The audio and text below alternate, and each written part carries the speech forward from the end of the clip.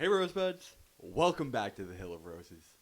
Thanks for being patient with me on this episode coming out, as I had been working on trying to start up some new initiatives for the channel by having some new conversation-like panels, so I've been reaching out to get some interest from some others to start that up, as well as I've been waiting for deliveries like this poster that you see behind me that lays out our pillars, as well as some work and personal matters, so I'm glad to be back with you all now. While I was away, we've had some really interesting international news occur, as the incumbent Conservative Prime Minister of Australia, Scott Morrison, retained his position, and the Labour Party challenger, Bill Shorten, who most expected to win, has instead now retired from party leadership.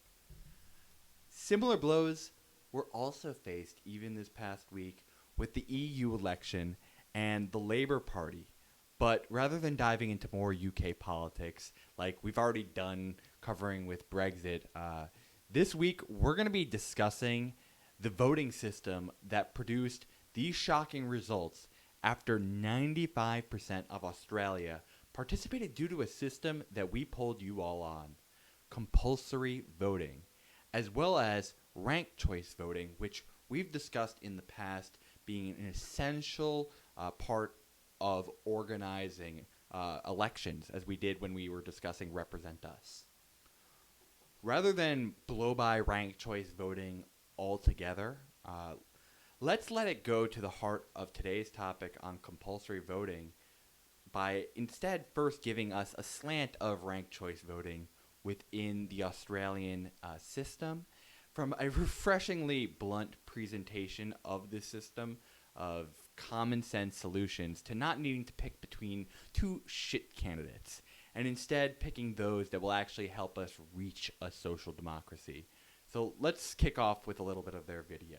Hello, I'm from the Australian Government. You know, the shit party. And I'm from the Shit Light Party, your soon-to-be new Australian government. Whatever, you cow. Shut up, you mole. And together we form the two-party system. Are you wondering whether to vote shit or shit light this election? Do you think you need to vote for the lesser of two shits because voting for anyone else would help the shitter party to win? Good. That means you have no clue how our voting system works. Which is grouse for the coal, gas and mining lobbies that own both of us, because thanks to this, whatever the outcome of the election, they win. The last thing we want you to understand is that, unlike these poor bastards, in Australia it's impossible to waste your vote. Well, unless you draw a dick on your ballot. That's because we have preferential vote. So, as you've seen with our initiatives like Terrific Tuesday, our episode on Represent Us, and the pillar of political reform that is at the heart of our platform, we know that we need to encourage a more representative vote to be able to get our policies done. Preferential voting, or ranked choice voting, is one of the only ways people can vote for what they want, rather than being incentivized to vote against what they don't want. So we don't have to have elections like 2016 ever again. So let's check back with the Australians at the Juice Media as to how preferential voting works in Australia and the impacts of being able to not decide between two shits. Preferential voting allows you to vote for the candidate you really want. And if your first choice doesn't win, your second choice is counted, and so on. For example, let's say you really want to see serious action on the climate emergency so your kids won't inherit a waterless, fucked up, dead-ass planet. You could give your first preference to a not-shit candidate. One that isn't owned by these bastards, and who'll fight to ensure your kids have a future, rather than coal. You can then put shit light after them. And to ensure we don't get your vote, you could put us last. After all, that's where we always put you. Sure, your first choice might not receive the majority required to win a seat, but that's okay. Since you put shit light after them, your vote will flow to us anyway, so it's no big loss. Even if they don't win, they get these benefits thanks to your first preference vote. But if enough of you do this, some of those not shit candidates will win some seats. They would then become an MP and sit on the crossbench, allowing them to vote on proposals for new coal mines, oil drilling in the Bight, fracking the NT, and other planet-killing shit fuckery. We try to scare you away from not shit candidates by telling you bullshit like, you're wasting your vote, and You're helping the shit party win. and they're not a party of government. But that's just to distract you from the truth that the more not shit MPs you vote to the crossbench, the more we have to listen to you rather than our fossil fuel donors. Thank fuck, most of you have no idea about this and will waste your vote in the only way possible in Australia. By putting one of us first, instead of making your vote truly count with preferential voting. Two-party system. Making your government shit either way. Authorised by the Department for not teaching you this stuff in school. So, with the ability to no longer choose between the lesser of two evils, with the beauty of ranked choice voting, the dread of the ballot box has one less reason to be a dreadful task. So, with less pain in the endeavor would be enough to encourage increased voter participation, or is there still a necessary reason to embrace Australia's second initiative, compulsory voting? With 56% of the vote saying yes for at least some elections, it's clear there is a desire that we need to more forcefully get out the vote. Sometimes, the wisdom of the crowd truly is shockingly good. Because, again, I agree with you all. Compulsory voting, from the research you'll see today, directly helps address biases in collection when it comes to demographics. Countries on average outperform us in voter turnout today. Countries with higher voter turnout on average tend to be happier countries. And those that have compulsory voting tend to be happier too. Before seeing how effective compulsory voting can be at increasing the happiness of our nation and bringing about more representative government, I would like to say that my support for compulsory voting processes 8 key contingencies. This would only be federal elections. There would need to be an election holiday. Individuals being forced to vote should be allowed to write in an answer. Early voting and funding for voting station needs expansion. Paper ballot voting systems need to be in place. Automatic voter registration and free government ID provisioning is needed. There needs to be a notification system for your vote actually being received and a receipt of your ballot count being recorded, with a challenge system in case they have incorrectly recorded your vote. There should also be only a penalty when it comes to mandatory community service. We shouldn't be doing fines that make it harder for poor people, and we shouldn't be doing jail time because of it either, because that's too severe as well.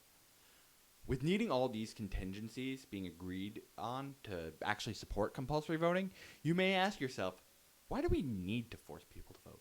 Seems like a lot of measures, right, to actually be on board with it? Well, let's start with that fact that our turnout is abysmal. 40% don't vote for the president, and on average, 60% don't vote during the midterm. Even this past year, during the highest turnout midterm since 1912. And we didn't even break one half. We were only at 49.6%. This rate of participation in elections leads us to rank 26th out of 32 OECD nations, otherwise known as, the industrialized nations, according to Pew Research. For the supposed spreaders of democracy around the world, that's why we justify all of our military force is spreading democracy, we sure don't do a great job of making it flourish for ourselves. The United States ranks 19th now in the World Happiness Indexes, while nations like Australia rank 11th, and others with compulsory voting, on average, perform better than their non-compulsory peers, as 27.8% of nations with higher happiness have compulsory voting, while only 10.2% of nations without compulsory voting are not happier than America. Switzerland, Luxembourg, Belgium, Austria, and Australia all understand that to have a better running country, you need a more representative democracy and increased participation to achieve that. In America, our apathy of voting has led us into a corrupt mess where we possess politicians in charge who are actively trying to make it tougher to vote by wiping voter rolls, often leaving minority communities facing the most harm. You may wonder, has turnout always been this bad? Well, as I said before, the last time we had a midterm with as much turnout, it was 1912. And at that point, that was part of a long trend of decreasing turnout that started from 1868, or the first presidential election after slavery was abolished. And the bottoming out of participation occurring right after the success of the suffrage movement in 1924, with only 48.9% of eligible voters participating in the presidential election. There is a deep history of bigotry when it comes to trying to restrict the vote for both people of color and women, that as soon as it became legal for those groups to vote, they instead tried to make it harder for people to vote. Who votes the least in this country today? Well, it's young people, 18 to 30 years old, 44% of them voting. It's families making less than 50K, or 50% of people there not voting. Single individuals, 51% of the time. Men, only 58% of the time. And non-black people of color, only 46% of the time. Apart from men, every one of those demographic groups tend to be the heart and soul of the Democratic Party. And it's one of the main reasons we've lost so much control in Congress. Because until voter turnout overall increased this past cycle, we had been losing thousands of seats. Maybe I'm wrong. Maybe the information age will suddenly increase voter turnout. Or bills like the For the People Act, like I covered in our previous episode, highlighting Represent Us, will drive people to the polls because they think their vote matters more. But I believe that people have a civic duty to participate, and that if they fail to serve their community with their vote, they should be forced to put in effort into the community in another way. Let me know what you think. Before we go, I want to remind you all of some of the ongoing initiatives that we have. First, I want you guys to check us out on Twitter at The Hill of Roses. You'll see our upcoming week episode poll in our master channel thread pinned on my page. We have the Senate Royale going into its final four. We have the last several days of Terrific Tuesday going back in month that we previewed the summary of, as well as the June version that just released. And we're starting up the opposite of Pod Madness in an anti-Pod Madness, where we determine who is really the worst of the worst when it comes to slowing down our progress to a social democracy. Next, check our channel out on Anchor.